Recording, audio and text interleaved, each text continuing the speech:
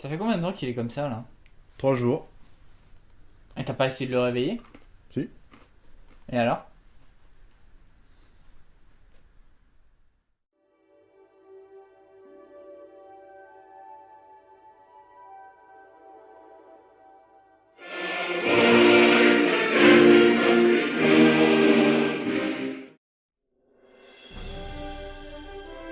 Bonjour à tous et bienvenue pour cette deuxième partie sur les super-héros. Après avoir décortiqué nos premières célébrités super-héroïques, il est temps d'apporter à la deuxième phase du XXe siècle son explication. Et justement, après avoir tâté le muscle et la testostérone, nous allons parler de la touche féminine qu'il manque au genre.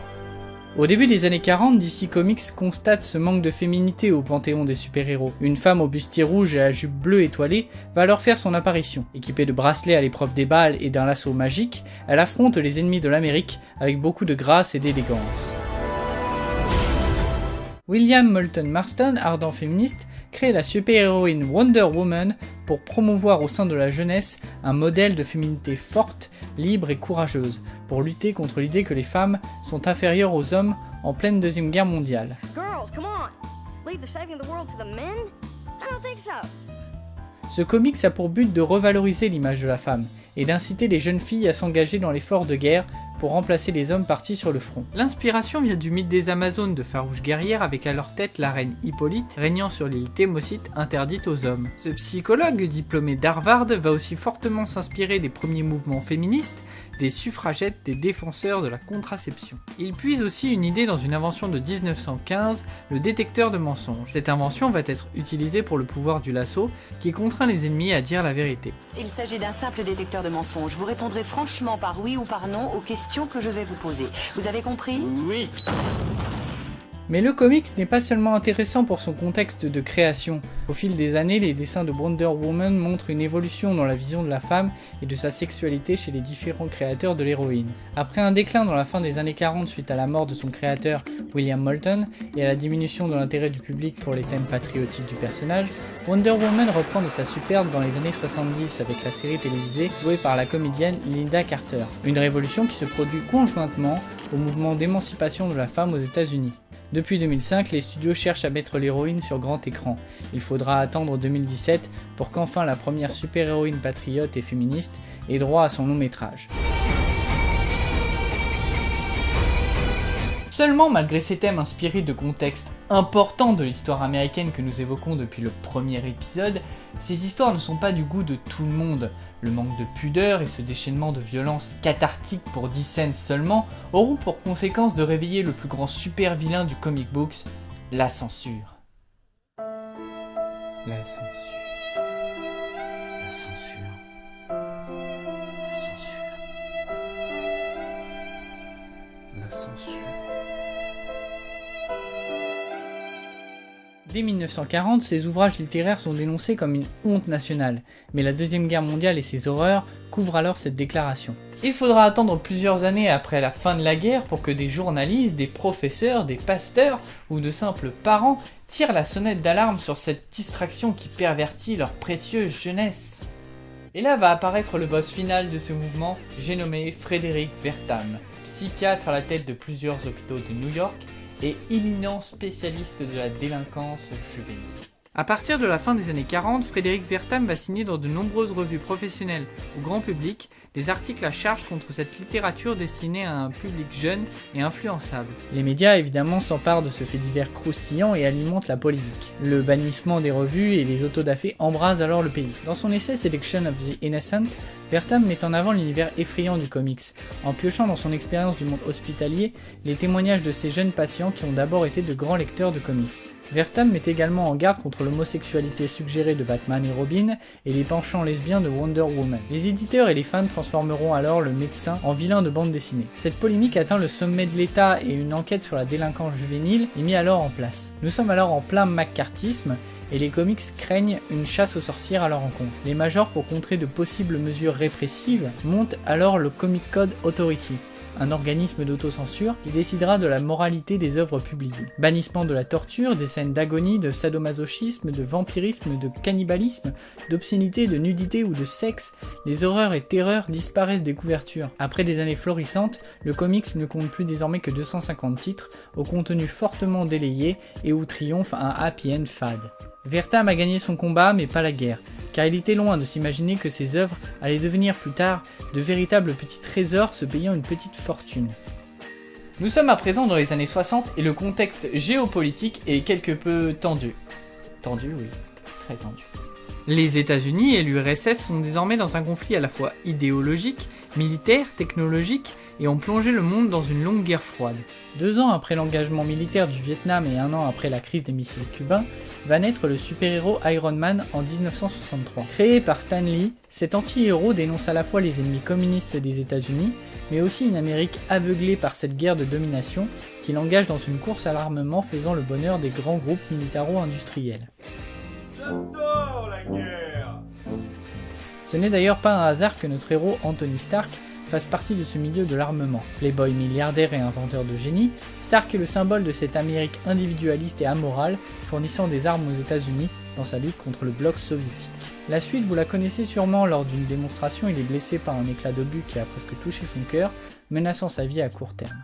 Il est capturé et forcé de travailler pour les Vietnamiens, mais avec l'aide d'un professeur, ils construisent une armure et l'ancêtre du pacemaker pour sauver Stark. Ainsi, Iron Man est né et sa propagande anticommuniste continuera jusqu'à la fin des années 60 avec ses ennemis les plus célèbres, tels que le Dynamo Pourpre, armure russe enfilée par différents membres du KGB, et le Mandarin, un personnage qui renvoie à toutes les craintes métaphoriques du péril jaune. Né au 19e siècle avec l'ascension de la Chine communiste de Mao Tse-tung, qui ont posé des problèmes aux Américains en soutenant les régimes de la Corée et du Vietnam. C'est dans cette période que naît une autre paranoïa, celle du nucléaire et de la radioactivité. Après les bombardements de Nagasaki et d'Hiroshima, c'est une véritable course qui s'engage pour obtenir une suprématie technologique. De 1945 à 1962, près de 450 essais nucléaires ont été effectués par les États-Unis, l'Union soviétique, la France et la Grande-Bretagne. Des expériences effrayantes utilisant la radioactivité vont causer de multiples malformations chez de nombreuses personnes. La communauté scientifique tire la sonnette d'alarme sur la contamination atmosphérique que provoquent ces essais. De nombreuses tentatives de négociation vont être entreprises pendant la guerre froide pour une interdiction complète des essais nucléaires. Il faudra attendre les années 90 pour qu'un traité voie le jour, le TIS, traité d'interdiction complète des essais nucléaires, qui aujourd'hui n'est pas encore entré en vigueur. Cette utilisation de l'atome va inspirer des auteurs à créer de nouveaux super-héros dont la radioactivité va faire naître leur pouvoir, mais aussi leur impuissance. Le docteur Bruce Banner est le parfait exemple de cette fascination et de cette peur conjointe de l'atome. Irradié par des rayons gamma lors d'une expérience, il se retrouve avec le pouvoir de se transformer en une créature colossale à la puissance herculéenne, Hulk. Mais le docteur Banner est avant tout une victime de son pouvoir.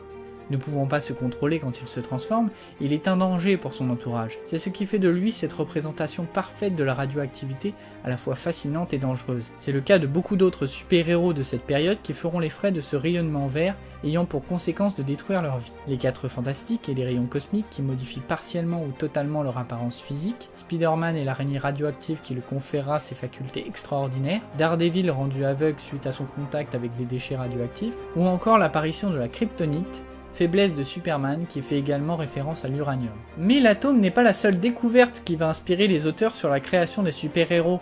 Les recherches sur la génétique et la théorie darwinienne vont inspirer Stan Lee à imaginer des mutants aux capacités extraordinaires. Partant de la volonté de créer des personnages plus humains, Stan Lee fait de leur pouvoir une malédiction génétique, apparaissant pendant la puberté. Rejetés par leur famille et la société, ils trouvent refuge dans le manoir du professeur Xavier, mutant télépathe qui les aidera à maîtriser leur pouvoir. Ils porteront désormais le nom de X-Men. En effet, la science de la génétique très récente permet à Stan Lee de ne plus s'encombrer d'origines de pouvoirs compliquées et alambiquées. Encore très manichéenne, la série s'arrêtera en 1970. Il faudra attendre 5 ans pour que nos X-Men reviennent avec un discours politique davantage prononcé. Souvent victimes de leurs différences, les mutants représentent tous les opprimés qui commencent à se révolter. Selon l'interprétation, on peut trouver des ressemblances entre la lutte des X-Men et les mouvements de contestation dans les années 70 des Noirs américains et des homosexuels. Le professeur X représenterait Martin Luther King, tandis que Magneto se rapprocherait plutôt d'un Malcolm X. Tous deux servant la cause mutante, mais avec un point de vue différent. Les grandes périodes du XXe siècle ont ainsi vu apparaître leur lot de super-héros, ces derniers ayant tous connu leur apogée et leur déclin. Et ils connaissent de nos jours leur nouvel âge d'or grâce à la distribution hollywoodienne. Mais dans la mesure où chacun de leurs succès a été suivi d'une chute, il est bien possible que celui-ci ne dérogera pas à la règle. Aujourd'hui, Wonder Woman et le prochain Avengers démontrent une fois de plus que les super-héros fascinent notre époque. La réussite de Marvel et DC Comics n'est pas seulement due à leur prouesse cinématographique, mais bien à une évolution de leur histoire qui ont su refléter notre époque. Plusieurs exemples comme celui d'Iron Man qui a lancé avec lui le Marvel Cinematic Universe. Ce héros anticommuniste s'est développé avec son temps. Les nouvelles technologies, le numérique, le terrorisme au Moyen-Orient, la peur des médias se sont greffés dans les nouvelles problématiques de ce super-héros. La transition s'est faite facilement, mais arrivera-t-elle à durer? Avant de répondre, il est important de rappeler que le film de super-héros se greffe par extension au genre du western hollywoodien. Les deux genres sont nés de la même littérature populaire du 19e siècle, ils ont les mêmes figures du bon et du méchant, et ont tous deux une volonté de retranscrire dans leur mythologie une vision de la société américaine. Il semblerait que, comme leurs prédécesseurs de l'Ouest, les histoires de super-héros puissent finir par lasser. Steven Spielberg prédit la fin du genre en affirmant qu'il s'agit de cycles et qu'un jour un autre genre viendra le détrôner. Bien sûr, les super-héros sont aujourd'hui vivants et prospères, mais ces cycles ont une durée de vie limitée dans la culture populaire.